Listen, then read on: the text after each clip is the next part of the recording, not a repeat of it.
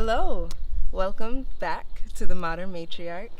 I want to start today's video with just expressing so much gratitude for all of the feedback on my first video, all of the comments, the liking, the subscribing. I really appreciate it. Your support helps me get my message out, so I'm really grateful that you took the time to check me out. So, getting right into it. This is my second attempt at filming my second video. The first video did not end up working out, so I recorded on Thursday, just like I did for my first video. I recorded on a Thursday, released on a Friday.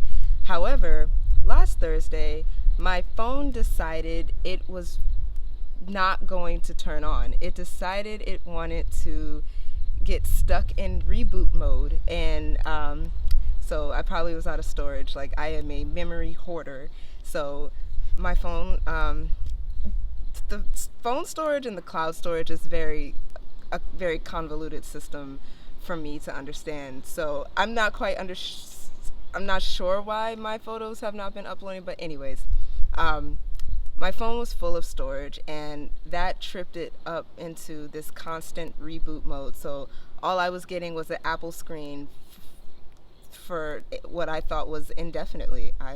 I was convinced that this was the ending of my dear iPhone. Now, for some people, you're hearing this, well, yeah, let's just take it to the Geek Squad and let them sort it out. Well, we are in a very small fisher town off the coast of Ghana in Sekondi Takoradi, and Apple stores are not a thing here. They don't exist. They just don't. So I was fully prepared to just accept whatever was happening. This is a testimony because, oh, hello, nature is getting very close. I just got chilies. Anyways, this is a testimony because Aliana a few versions ago probably would have seen this situation as truly the end of the world.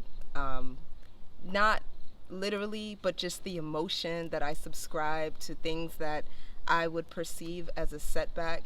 I say perceive now because everything that we go through are just experiences. It's our brains that categorize what's good, what's bad, and that's an innate survival instinct that we just all have. I really just had to take a moment and analyze, what is the lesson I need to learn here? So when I started this out, I was immediately like, this is going to be something I feel led to do, and there may be a schedule, and I was really just kind of ambiguous as to how often I would be releasing content on YouTube, this love offering that I'm embarking. And I think last week I was just trying to control it. Like, even with all that I said, I was trying to, like, well, the people need a schedule, and I was just very gung-ho about, nah, I could do this weekly. It just needs to be something I sit down and do. But that was still in itself going against what the purpose of this channel is. And everything is in divine order, so I don't for 1 second see my iPhone glitching and just not wanting to work the day I need to get my video and everything together. I don't see that as a mistake. There are no mistakes. Everything is divinely placed. I tell myself in my my book of mantras and manifestations and intentions, I tell myself, all my interactions are divinely placed. Fear and doubt have been erased. I sing that to myself. I say that to myself constantly because there were versions of me that just felt like things were just happening and there was no reason for it. I just had a case of misfortune, and I would dwell in that and feel very consumed with the emotions surrounding whatever I have just experienced. And it feels good to be on the other side of that, because now you can I took an observer stance into the whole situation, and like, it was weird. I really felt like I could remove myself from Googling YouTubing, looking up how to get your phone at a reboot mode. I tried it, but it was from a stance of like, let's just find some solutions. Let's not get caught up in what this could mean and all of my data and all my things that I need. And oh my goodness, I just decided to just be very solution oriented. When I'd run into a moment where I thought a little stress would get me, I would take a break. I'd literally just walk away from the computer, connected to my Mac. Like, I got Apple on Apple products, and they just were not communicating with each other. I could not understand what was going on. So I'd walk away, I'd come out here in my tent, I would connect in, and just I would get that confirmation that all will be well. And even just reminding myself that, I get a little like, the tingles, because that truly is the key to bringing forth the things and the outcomes that you want, that your soul deserves. Not what your I call it the monkey brain, the ego, the thing that is in place for our survival, for us to function in this world. That is what I call the ego, is our monkey brain. But anyways, yeah, it was good to tuck that all away and just go through this minor setback. And now, so fast forward maybe 48 hours, I had kind of I really truly had disassociated from everything that, I don't know, having a broken iPhone in Ghana would entail. And it was like the moment I really released. I had just gotten out the shower, I had it connected, I looked at it a little bit, and I was like, this is gonna work. Like, I didn't drop it. It's not wet. It hasn't gotten damaged in any way. I think it just needs to take some time, but this will work. It's going to work. And it was like, when I said that internally, the shit turned on. Like, I literally did nothing. I was about to buy, like, well, before, when I was kind of processing my releasing and everything, I was gonna buy all these, I can't even remember all of the different programs and platforms, software, whatever, that exist to get your phone out of this knot. There's so many. The free trials are terrible because they actually don't do anything. Anyways, yeah, I was just so happy that it came on. All I could do was just give thanks, because I was really just accepting what was happening fully. I feel like that really ties into all of the other intro elements that I completely forgot to add in the last video. Just expressing why we're here, and in Ghana, my puppy is doing things. Zola! Sorry. Like the decision that I made for my family, that it was time to go. In my last video, I had all these details and things that maybe some viewers would find helpful, but in general, the biggest takeaway from all of what I had originally expressed was just, it was time to go. I saw an opportunity for us to go, with the pandemic and me having a daughter, and Iniri changed something in me. She really, having a daughter is different. It's different. And I was not okay with our environment. I was just not okay with the lack of community. I was not okay with being separate from everything and everyone. And while I completely respected protocols, it got a little, it just got a little out of hand. And I felt as though that there was a space for my family to be where we could do all that distancing and all. Oh, hello, little grasshopper. I get really distracted by nature. I'm sorry. I love when it interacts with me in unexpected ways. It's probably some soul family here just saying hi, giving me encouragement. So it was time to go. And,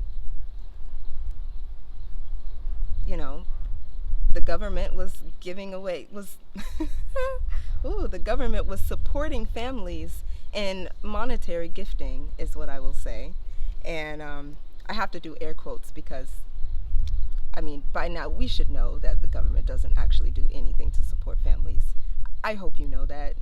If you don't, please continue watching. Please continue tuning in. So yes, I saw an opportunity and I started researching countries in Africa. I knew I needed to be in Africa. That's where my soul was pulling me. And I just started researching all things Ghana. It came to me.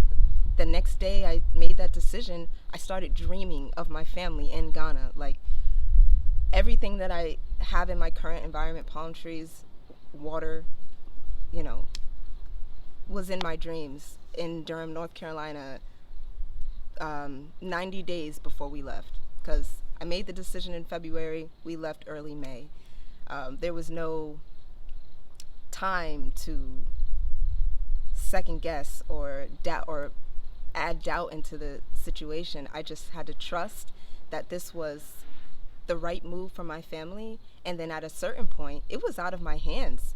This was going into motion. Things were coming together. I was the only person in my family with a passport. I had 3 children, 5, 3, and 1, almost 2, and my husband who's never left the country. Like, pulling that all together in the middle of a panorama, excuse me, it was out of my hands, truly. I trusted the divine order of the way that everything was playing out. Fast forward to being here and to like be here reaping the rewards and the benefits of that work, that trust, that letting go. It is a true testimony. It really just is. I don't really know what to say more about it. I don't know if anyone has any specific questions, but this was what made sense for my family. And I've just really been enjoying making it my job to take this time. Like, we put in a lot of work to be here. And hi Zola, you want to join me in my video? Hello, this is Zola. Say hi. Can you see her? Hi, puppy. Oh, are you sweaty too, like mommy? Oh my goodness, we just gonna be sweaty together. Okay. Yeah, we put in a lot of time to get everything together. I learned a lot about the U.S. You learn a lot about the U.S. when you try to leave it. You learn a lot of challenges, a lot of perceived challenges. But I learned a lot, and I'm grateful for that experience of getting out because it gave me perspective that I never knew I needed. It just gave me perspective. I'll leave that, put a pin on that for now, because that is not what this channel is about. Circling back to modern matriarch. I know that I am a matriarch because I am a woman in my family who is highly revered and respected, and I make our world go round. Oh my gosh, goodness gracious, puppy. See, here I go, being Zola, can you stop? You are messing up my production. My pole. Bye. Bye, Zola. We love you. We'll see you next time. Bye-bye. No, go play. And I say modern because I am dissatisfied with just outdated norms and expired behaviors that you traditionally have seen in mothers of all, and specifically mothers of color. There is a different level of regard, I guess, for lack of better words. I don't know. There's just, we have to carry ourselves in a different way, spiritually, specifically. I think that has been, see, it's hard. I want to get into it, but I know that we need to take a walk into this world, into all that I have discovered in this very short period of time of just releasing and detoxing all of the, like I said, expired, outdated, like, what is it, right? Like, I don't even know what to call it. I just know it doesn't work for me. I know it doesn't work for my family and for the children that I have. The norms and I don't know what to call it. I can identify it. I know what it feels like. I've experienced it myself growing up, and I just know that that's not it. That's not the way that I'm taking a breath because I need to feel into what my message is today. Trust. Trust is the biggest thing I find is integral into your awakening. And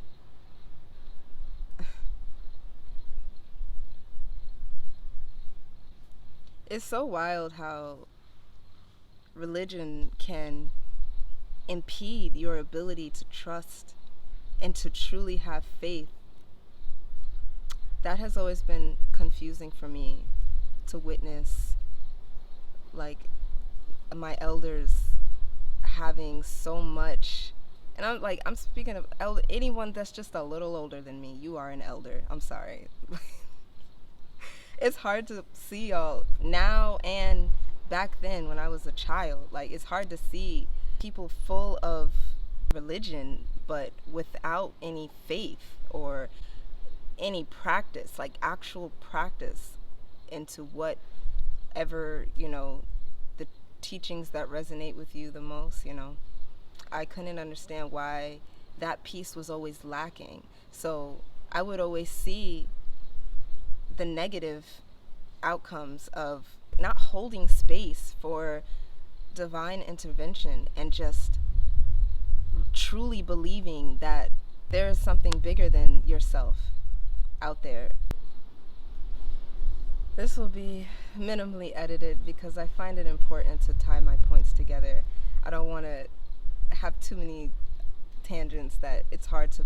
I really want you guys to get what I'm trying to say, and if you don't know me, it may be difficult to follow my line of thinking, and I recognize that.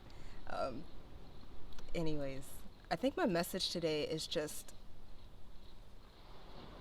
reigniting the trust within yourself first. Coming to the decision and accepting that it was time for my family and I to leave. I had to trust in myself first. There are beings that are way more advanced than us, who are your guardians, your team. That's what I call my inner team of just divine support. And for you to even be able to have enough trust and faith for them, you got to start with yourself. I think that I'm probably going to wear that out too. Like, all of the changes that I've made in my life all started with just me. And in that trust in myself, that's the first step. And then doing things outside of my comfort zone, that quickly followed. Because once you start trusting yourself and in yourself and having that, like, that inner compass that just keeps you with the clarity that you need, with the focus that you need, you realize that this comfort zone, this box, or whatever it is that you have safely contained yourself in for all this time, it is not enough. It's not enough.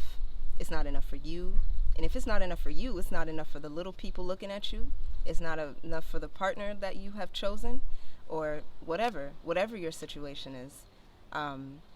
You will find that complacency, that inevitable space of just settling, it's not enough. And that's okay. You don't for me, I had to come to that realization for myself and then go a step further and to not, like, bash my other versions of Liana for feeling that way and for being in those spaces where all I had in me were, I didn't have it in me to um, think outside the box and try something different with my family, because I felt like it was safer for me to just stick with what worked, stick with the, solutions. I'll just stay, if I just stayed in the realm of, of the known. There we go, the realm of the known, and kept that unknown stuff as far away as possible, that I'd be good and we'd be good. But I was miserable, and I give myself grace because that time was needed. That polar, I call it polar sister. So if what I'm speaking on was like I hate labels, but the dark, the confused, the discombobulated version of myself, the polar sister is the light, the focused, the confident, that's what I have found. And I know that may look really different for obviously different people, but I think the common denominator of it all is just reigniting that trust within you. And you don't have to keep it all in here. Please put it in a book. I'm going to keep saying this. Write it out. Write out any blockages that may be keeping you from truly loving yourself enough to bet all on yourself. That probably sounds like some self-help guru person, but that's what's coming up for me right now in this moment. So I hope that resonates with somebody who needed that. But really put it all on yourself, because you will see the benefits. And when you're in the midst of reaping those rewards, you are going to be so grateful that you took some time to love yourself enough to trust. So I'm going to just leave that there. I feel like I'm just going to keep going in circles with that, because it really is my message for today. I hear my daughter coming from dropping the boys off from school with daddy, so let me get into the affirmations I have for you guys today. I think that's one thing I want to do for every video, is leave you all with some of my favorite affirmations for the week. Let's see.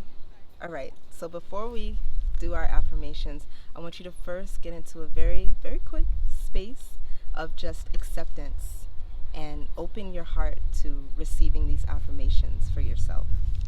So first, let's take a deep breath.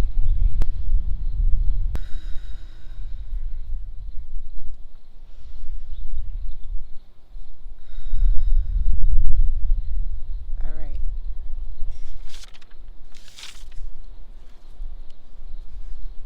My high frequency sheds abundant light onto all with love and authenticity. I gain profound self-awareness from every observation and experience I encounter. I see the good in all, and with unconditional love, I appreciate the paths others have chosen for themselves. Affirm this for yourself today by liking, sharing, subscribing, commenting, all that jazz. I really appreciate it. Thank you for taking the time out of your day to listen to me speak in this moment. I'm sending you all an abundance of love. Please receive it, return it out, beam it out in abundance to everyone around you. Drink some water, get a journal, drink some water. I'm gonna keep saying that, drink your water. Get out in the nature. I don't care where you are, just connect with nature in some way, ground yourself. You will see the benefits, you will love the benefits. Until next time, I'm sending you all so much love. Thank you.